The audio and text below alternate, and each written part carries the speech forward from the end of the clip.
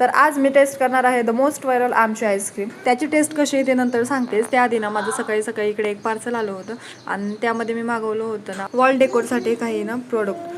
तर त्यामध्ये ना मी पिकॉकचे हे डिझाईन प्लेट्स मागवले होते आणि दिसायला पण छान होते म्हणून मी मागवले, पण सिरियसली खूप छान आले होते. मग त्यानंतर मी सगळे असे भिंतीवरती लावून घेतले आणि खूप छान दिसत होतं. इकडे ते 2 आहेत ना ते इकडे लावायचे होते, पण मी इकडे थोडासा चेंजेस केला आणि लावलं. त्यानंतर हे आमची पिल्लूची माझी थोडी मस्ती चालू होती आणि ते आता आमची आईस्क्रीम मागवली. थोडं आम्हाला काही दम निघणार का, मग लगेच अनबॉक्सिंग करायला लागलो आणि त्यात आईस्क्रीम एवढी हार्ड झालेली होती ना, ते फुटत नव्हते. 2-3 वेळेस चमचा अजून मग फुटली. त्यानंतर चिकूने टेस्ट केली, छान म्हणलं. मी टेस्ट केली आणि खरं सांगू आंबट होती थोडी, पण ठीक आहे छान होती.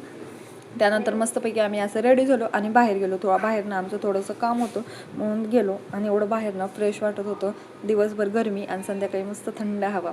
आणि तिकडून आल्यानंतर घरी बघते तर सगळ्या फ्रीजरमध्ये ना एवढा सगळा बर्फ साठलेला होता. फुल स्पीड असल्यामुळे मला लक्षातच नाही कमी करायचा आणि कसं तरी बर्फ फोडून ना माझे हात दुखायला लागले ना, तरी पण फक्त हार्डली एवढासाच निघला.